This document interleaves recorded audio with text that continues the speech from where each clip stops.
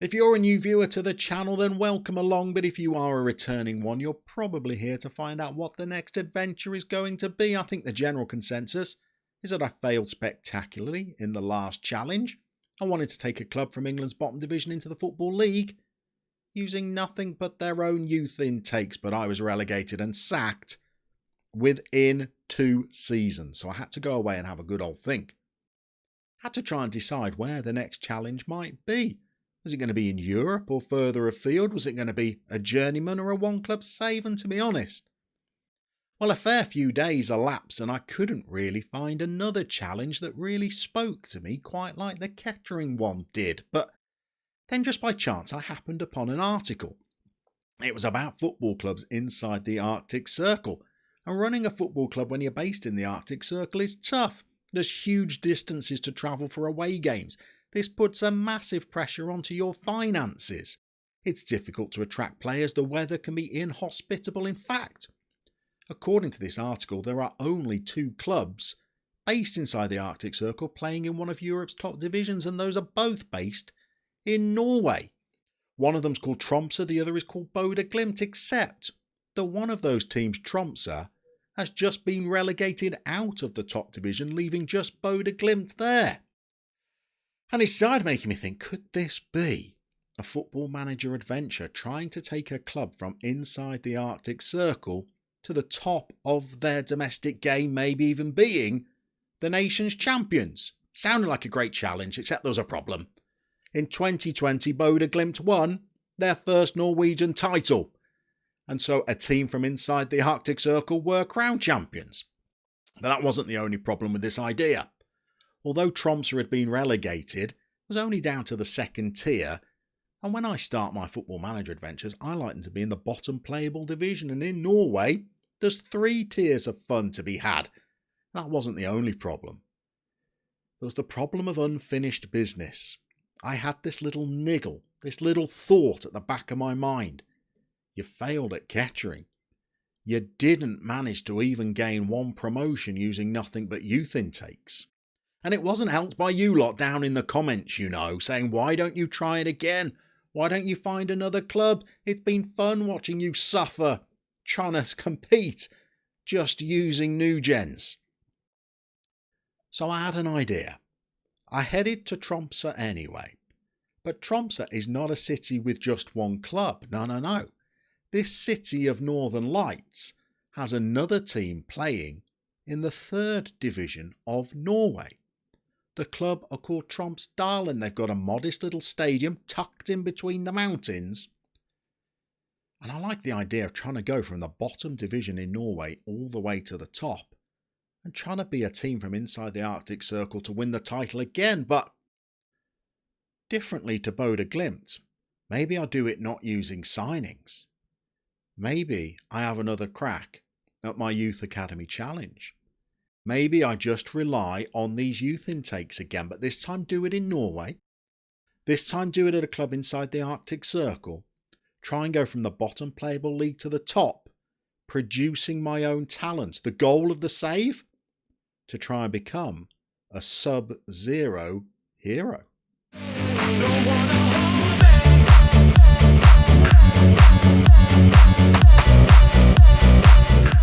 So welcome to Norway's 3rd division and welcome to Tromsdalen. This is going to be our home, hopefully, for a very long time. The goal is to get to the top division using academy graduates, let's be honest.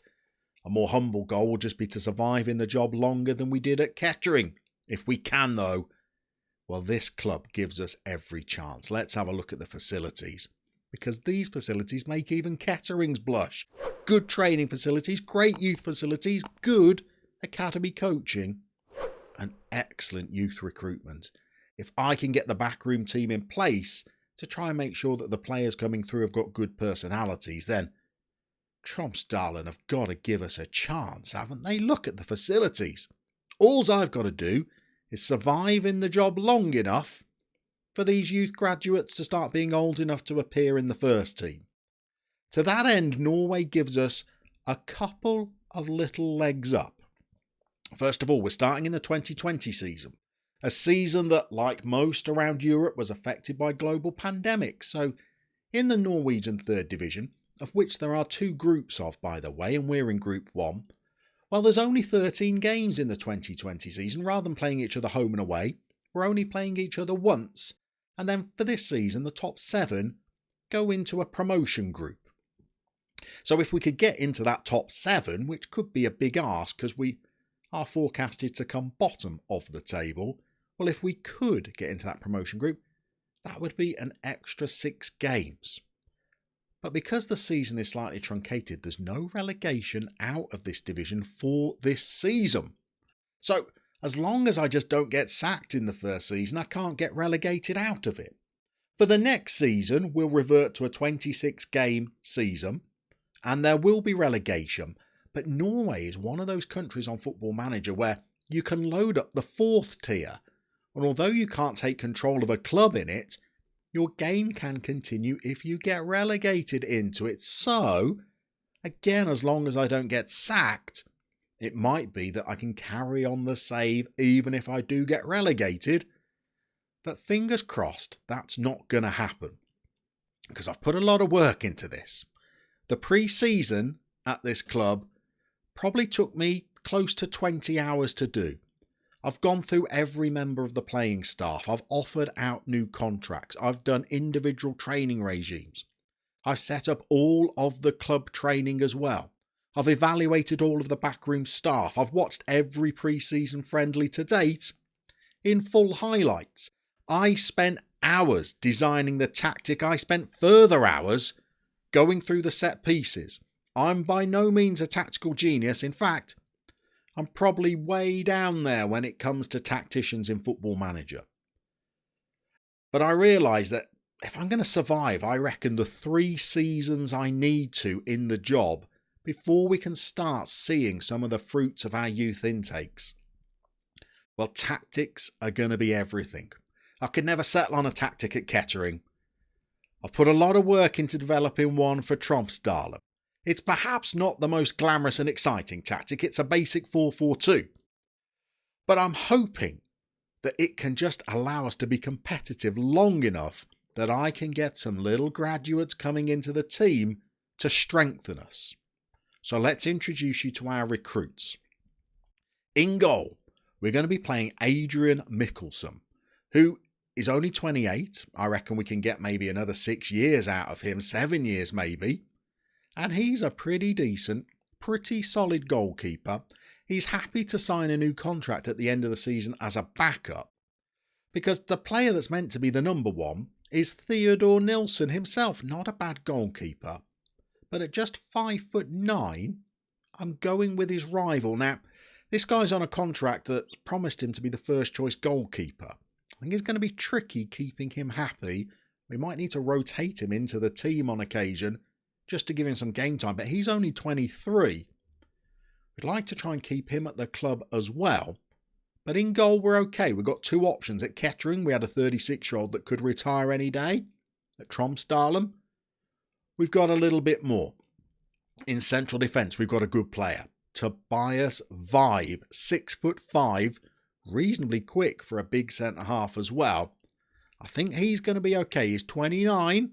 He's going to have to play into his 30s, I think, while we develop the youngsters. But we've got a couple of young centre-halves to play alongside him. Henrik Hansen. We're working on trying to build up his physicals, but otherwise, he looks like a decent little prospect as well.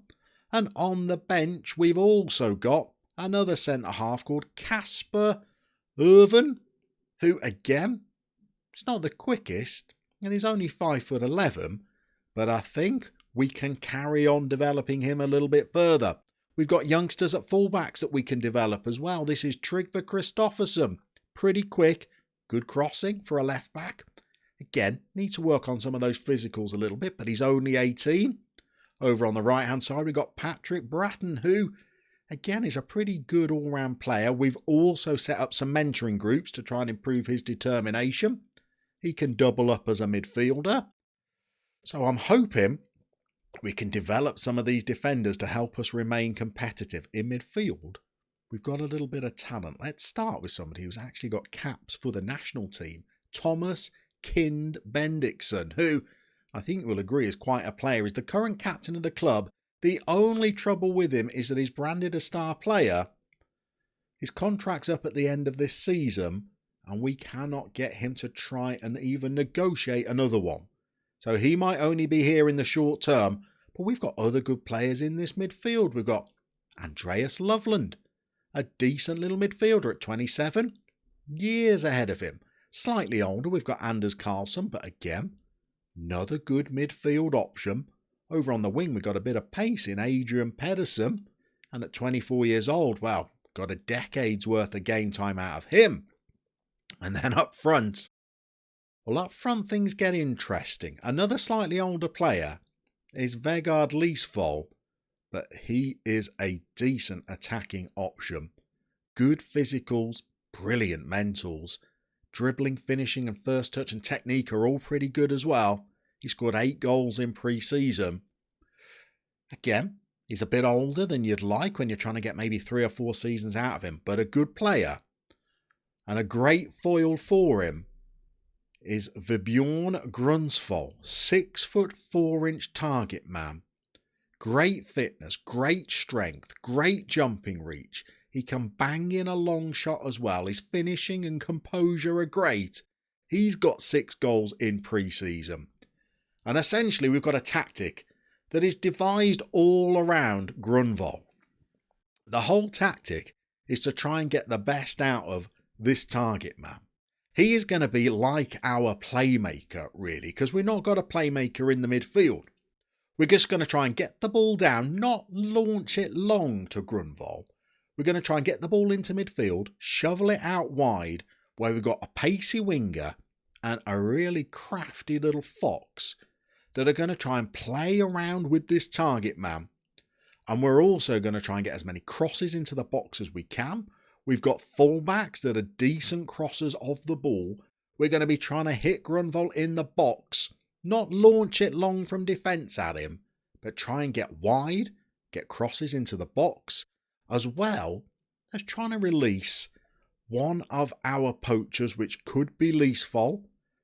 But because we've got a couple of options, we've been playing around with another, Bendik Mathiasen, who, again, is really pacey and is a great finisher. We've even got another striker on the bench called Gabriel Andersen, again, who at 21 years old, I think we can develop a little bit further.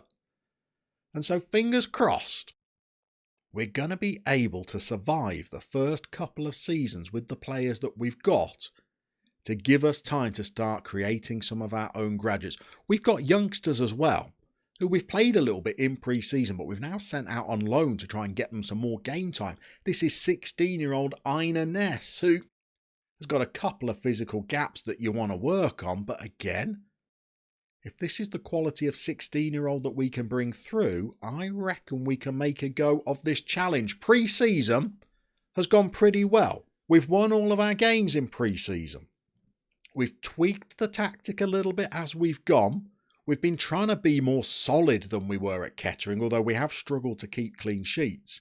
But we've certainly been scoring some goals. Perhaps the most significant results in pre-season were beating Ulta, another team from deep inside the Arctic Circle, 4-2, and they're going to be in the same division as us this season. But also, one of our affiliate clubs is Tromsø, the main team from the city. We had a friendly against them lined up, and we were able to beat them 3-2. Granted, they had more shots than us, but we had more on target and we had the better XG. And we scored 3 goals against a team that last season were in the top division in Norway. So I reckon there is a chance that we can do something here. The board want us to try and finish around mid-table. The finances are okay, but with only potentially 6 home games this season, I think they might plummet. We've tried to do a little bit of work behind the scenes with the backroom staff, but the trouble is, much of our backroom staff are on 2-year contracts, and they're on very high wages as well. We can't afford to negotiate them a severance package because it costs tens of thousands. We had 2 goalkeeping coaches, so the one concession we made was to offer a mutual termination to one of these goalkeeping coaches so that we could bring in another coach. And we didn't have a head of youth development either. And I know that the head of youth development is going to be key to everything that we're going to do. We didn't have any under 18s or any under 19 staff either, so we're still on the hunt for those. We have brought in a head of youth development though, and we're quite happy with him. Not least because he's come in on an amateur contract, so he's not actually taking any money out of the club. But he's got a professional personality, his determination is 13. The only problems perhaps is that his preferred formation involves playing 3 at the back and wing backs, but his second preferred formation will involve a flat back 4 and wingers, so hopefully we'll have the right kind of players coming through. He's got good working with youngsters, and another member of staff that we have brought in, just in case it makes a difference, because we did try this at Kettering, and I've got no way of knowing whether it worked or not, but we've hired a scout who's going around Norway looking for nothing but 15-year-olds. Whether that really feeds into the youth intake, I'm not sure. But we've given this guy a good personality as well. He's ambitious, so hopefully if it works and he does find any players for the youth intake, then maybe his personality will rub off. But this is our new club, and this is our new challenge. We're going to try and go from Norway's bottom division to the top, using nothing but our youth intakes. It might end in spectacular failure once more. In fact, it probably will. But that's my thing. I like a challenge. I like being up against it. I like having the waft of failure hanging over you, because then, if you do achieve a little bit, it's not just success. Well, it's glory because you've suffered for it.